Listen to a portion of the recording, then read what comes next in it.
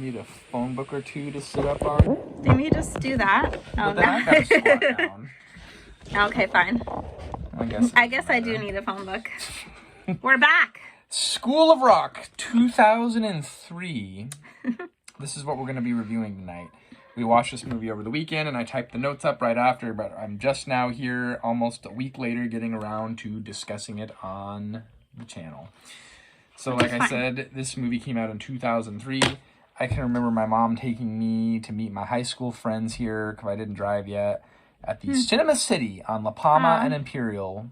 We would go to the Knollwoods, which was a burger place that's no longer in existence, sadly, right next door.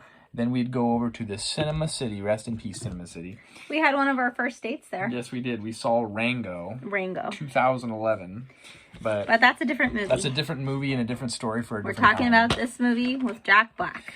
So, if you're a fan of Richard Linkletter, you'll know him from movies like Dazed and Confused, the stoner classic. He did that movie Boyhood, which was okay. I wasn't doing movie reviews then, but, you know, he's done a whole bunch of great films. Okay. So this is a Richard Linkletter film. 109-minute runtime. And is it a classic of the early 2000s? I would say so. I think about it there's certain parts of it that I often go back to in my mind. And maybe it's the nostalgia factor because I remember seeing it when I was in high school. But let's get into the basics. This film had a budget of $35 million, and it went on to gross $131 million at the box office back in 2003. It was the highest grossing music-themed comedy of all time up until that point. It was adapted later on to a stage play in 2015. There was also a short-lived TV series from Nickelodeon that only lasted for like 1 or 2 seasons, and that was around 2016. I had no idea. This came out the year I graduated high school, 2003.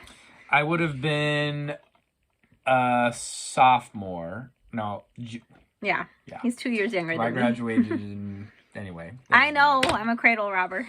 So, don't tell me. Let's get into the reviews. What's your rating on Why are you laughing already? There's not a lot to say about it. I will say that a part 2 has been in the works for a long time. Joan Cusack's in it. Sarah Silverman, whatever you would think of her.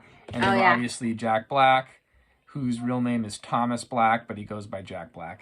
Oh, Jack Black. As of 2023, part 2 is being discussed. So... we hope to see that soon. That'd be cool. They're going to do the whole original director and everything, I think. Oh, wow. So, I was originally maybe leaning to 3 out of 5, but I think it's a classic movie, and I'm going to go 4 out of 5. Wow, you're 4 out of 5? Rotten Tomatoes is 92%, so they would be in agreement with me.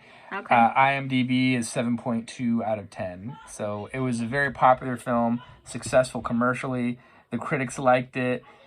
Classic rock. If you love classic rock, it's got a lot of classic rock, and it kind of like touches on a lot of bands, and he goes through the whole history of rock trying to educate these young students to be in his band. Which, let's talk about the premise of the movie. Why don't you tell everybody about that? Okay. Well, if I don't get interrupted by a kid, then so he's just kind of like this guy who hasn't really gone anywhere in his life. He's somewhat of a loser, if you will. He's in a rock band, but he has a bad habit of showboating and doing these long solos. All the other bandmates get really annoyed with him. And they're like, we like you, but... Stop! We're doing a video review. Just give us 5 minutes. When you have 4 children and 1 on the way. Sit down. Yes, I'm insane. Wait, come back. We're in the middle of a review. Just leave him alone. Talk for me. Okay, so anyway, the Dewey Finn character played by Jack Black, he's kind of not really amounted to much, but his former bandmate, Ned Schneebleed, who's dating Sarah Silverman, he's become a substitute teacher working his way to get his credential, and he's going places, and he's kind of given up on his rock and roll roots, and Dewey doesn't want to give up on the dream. But he owes his friends over $2,000 in back rent, and Sarah Silverman wants to kick him out of the apartment. So when Ned is at work, Dewey is now unemployed and kicked out of his band. the phone rings, and they want Ned to come do a substitution gig, as he calls it. And he pretends to be his friend Ned, and he goes to this prep school in upstate New York, where all these people are paying $15,000 a year to have their kids go to elementary education. And then he impersonates the friend, and basically he was just going to sit back on his butt and not do anything, but then he realizes all these youngsters don't know anything about rock and roll, which is his true passion. And I wouldn't say he's lazy, because he's a musician, he's skilled, and he taps into what he's good at, right?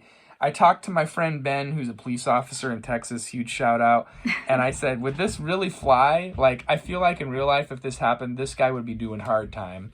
And he assured me that he'd probably just be kicked off the premise for trespassing. Although, I don't know. And he impersonated This was 2003. It was a different time. What the heck are you doing? Eating pizza on camera? Is this a double review? Now he's going to review Papa Murphy's pepperoni pizza. We've done that in another review before. Have we? On my old channel. Oh, okay. Okay, so... All right, so, anyways. Why are you even watching? We're rambling here. I don't even know what he just said, because I wasn't in the room. But basically, okay, I guess I'll give my rating. Yeah. I think I am 3.5 out of 5. It's an enjoyable movie. That's fair. I guess I have a hard time. The nostalgia factor bumped me up. Yeah, there you go. I guess I have a hard time, like, getting past the fact, I don't know, the whole time I'm just kind of thinking, like, he's going to get in trouble. Yeah. Like, you're waiting for him to get in trouble. Well, like, that's why I called my buddy I texted my buddy who's a police officer. I was like, this movie's unrealistic. Yeah, I just felt I feel like this guy would have gotten arrested in the But he kind of makes friends with the Joan Cusack character, who's like the president of the school or whatever. She's or what do you call it? She's the ice queen. Not the president, and but he kind of breaks the ice. What's that called? A prep school. No, but what's it called when they're like the leader of the school? Not the president, but yeah. She's like I can't think of words lately. The principal?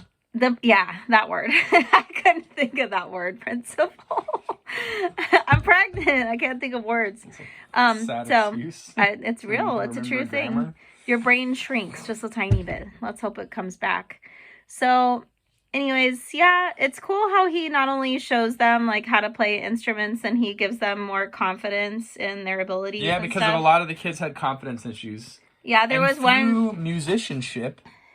It brings out their, what do you call it? Brings them out of their shell. Yeah, there was one girl who she saw the other girls singing, and they were like, okay, right? But then afterwards, she comes up after the class, and she's like, I want to sing. And he's like, well, why didn't you say anything earlier? And then she totally belts it out like she's like Aretha Franklin or something.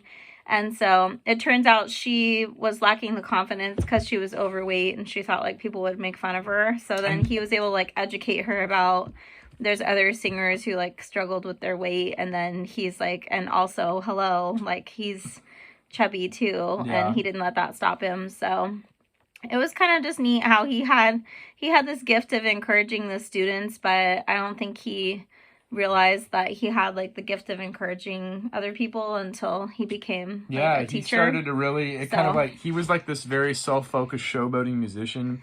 But then when he meets the kids and he develops this relationship with them where he realizes that he just wants he cares. Like, and it wasn't just about, like, I need to get this money so I can pay my debts. And it kind of helped them because they were very much, like, under the thumb of their parents who were like, we're paying for this expensive and they school. were, like, trying to get him to go to Harvard and stuff like that. Get these good grades. And they're, like, in 4th grade or something. And then, like, there's that one kid, Larry, and he's like plays classical piano, and he's just like, oh, Larry, you're gonna play keyboard, and he's like, I can't do it, I'm not cool. And he's just like, hey, when you're in a rock band, you're cool. I recently watched a Sunday morning news episode, and they had Rod Stewart on there, and he's like, I wasn't the best looking guy in the world, but then I become a rock and roll musician, and all the girls loved me because he's Rod Stewart. I guess it was true. It really works. A lot of those, you see,